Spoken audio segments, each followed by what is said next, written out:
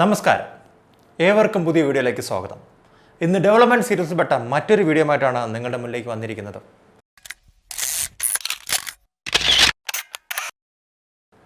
ഇന്ന് നിങ്ങൾക്ക് അവതരിപ്പിക്കാൻ പോകുന്ന വിഷയം എന്ന് പറയുന്നത് തിരുവനന്തപുരത്തേക്ക് പുതിയ റോഡ്. ഇത് കേട്ടിട്ട് നിങ്ങൾക്കെല്ലാവർക്കും ഒരു ചെറിയൊരു ആശ്ചര്യമൊക്കെ ഉണ്ടാവും. ഇത് എവിടെയാണ് വരുന്നത്, എങ്ങനെയാണ് വരുന്നതെന്നൊക്കെ. പക്ഷേ അങ്ങനെ റോഡ് വരുന്നുണ്ട്. ആ റോഡിനെ പറ്റിയിട്ടുള്ള വിവരങ്ങളാണ് ഇന്ന് നിങ്ങളുമായി പങ്കുവയ്ക്കുന്നത്. മറ്റൊരു പ്രധാന സവിശേഷത എന്ന് പറയുന്നത് ഈ റോഡിൽ തുരങ്കപാതകളും വരുന്നുണ്ടെന്നാണ്. നമുക്ക് വീഡിയോയിലേക്ക് കിടക്കാം. തിരുവനന്തപുരം ജില്ല എന്ന് പറയുന്നത് തിരുവനന്തപുരത്തിൻ്റെ തലസ്ഥാന ജില്ലയാണ്.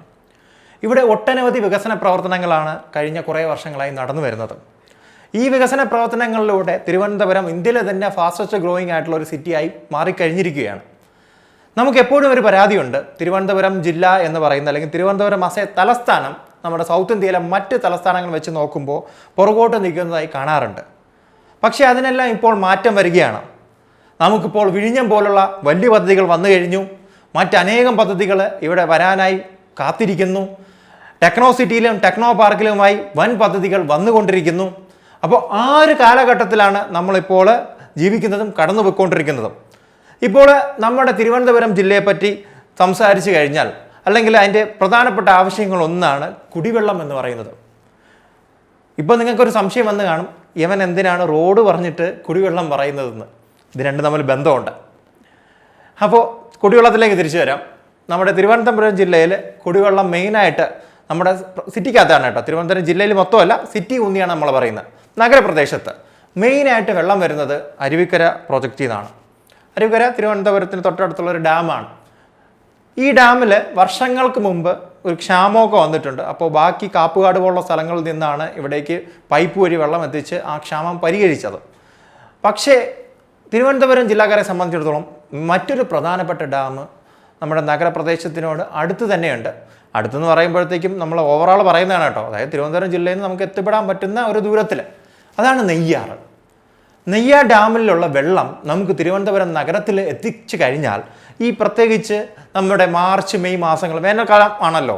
അപ്പോൾ ആ സമയത്തുള്ള ആ വെള്ളത്തിൻ്റെ ദൗർലഭ്യം നമുക്ക് പരിഹരിക്കാനായിട്ട് സാധിക്കും. അതുമായി ബന്ധപ്പെട്ടൊരു പ്രോജക്റ്റ് 2019 കൊണ്ടുവരികയുണ്ടായി. അത് കിഫ്ബി വഴിയാണ് കൊണ്ടുവന്നത്. 266.9 കോടി രൂപയുടെ പ്രോജക്റ്റ് ആയിരുന്നു. പക്ഷേ ആ പ്രോജക്റ്റ് മുൻപോട്ട് പോയില്ല, അത് നിലച്ചു. അത് നിലയ്ക്കാനായിട്ട് ഒരു പ്രധാനപ്പെട്ട ഒരു കാരണം ഉണ്ടായിരുന്നു. അതായത് ഇപ്പോഴത്തെ കറണ്ട് പാതയിലൂടെ അത് കൊണ്ടുവരാനുള്ളൊരു പ്രായോഗിക ബുദ്ധിമുട്ട് അവിടെ വന്നു. അതുകൊണ്ട് തന്നെ അവിടെ ആ പ്രോജക്റ്റ് സ്റ്റോപ്പ് ചെയ്യായിരുന്നു. ഈ പ്രോജക്റ്റ് സ്റ്റോപ്പായപ്പോൾ മറ്റൊരു പ്രോജക്റ്റ് കൂടി സ്റ്റോപ്പായി. അതായത് നെയ്യാർ ഡാമിനോടനുബന്ധിച്ച് 120 MLD വരെ ശുദ്ധീകരിക്കാൻ പറ്റുന്ന ഒരു പ്ലാന്റിൻ്റെ ഒരു പദ്ധതിയും ഉണ്ടായിരുന്നു. ഏകദേശം 6 ഏക്കറോളം ഭൂമി ആൾറെഡി തന്നെ അതിനുവേണ്ടി അക്വയർ ചെയ്ത് കഴിഞ്ഞു. അപ്പോൾ ഈ റോഡിലൂടെ കൊണ്ടുവരാൻ സാധിക്കത്തില്ല, പൈപ്പ് ലൈൻ ഇടാൻ പറ്റില്ല. അപ്പോൾ പിന്നെ ഈ പറയുന്ന ശുദ്ധീകരണ ശാലയുടെ ആവശ്യവുമില്ലല്ലോ. അങ്ങനെ ആ പ്രോജക്റ്റ് അവിടെ ദി എൻഡ്.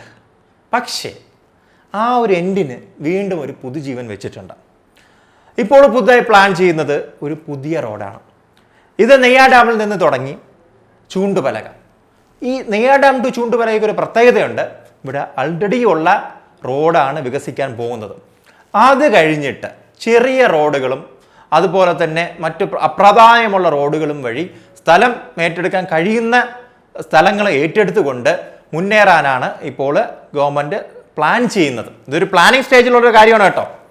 അങ്ങനെ പ്ലാൻ ചെയ്യുമ്പോൾ നമ്മുടെ പ്രധാന ജംഗ്ഷനുകളായ കാട്ടാക്കട, മലയൻകീഴെല്ലാം ഒഴിവാക്കിക്കൊണ്ട് പേയാട് എത്തുന്ന രീതിയിൽ ഒരു പുതിയ റോഡാണ് ഇപ്പോൾ വിഭാവനം ചെയ്യുന്നത്.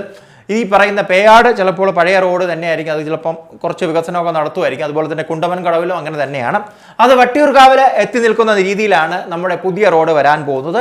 അതിലൂടെ തന്നെയായിരിക്കും നമ്മുടെ പുതിയ പൈപ്പ് ലൈൻ തിരുവനന്തപുരം ജില്ലയുടെ തിരുവനന്തപുരം ജനങ്ങൾക്ക് വേണ്ടിയിട്ടുള്ള ആ ഒരു ജീവന് വേണ്ടിയിട്ടുള്ള അത്രയും പ്രാധാന്യം അറിയിക്കുന്ന വെള്ളം കൊണ്ടുവരാനുള്ള ഒരു സംഗതി, ഒരു പൈപ്പ് ലൈൻ ഇവിടെ കൊണ്ടുവരാൻ പോകുന്നത്. അതുപോലെ തന്നെ ഒരു പൈപ്പ് ലൈൻ പാലവും ഇതിനോടനുബന്ധിച്ച് ഉണ്ടാവും നമ്മുടെ കുണ്ടമൻ കടവിൽ.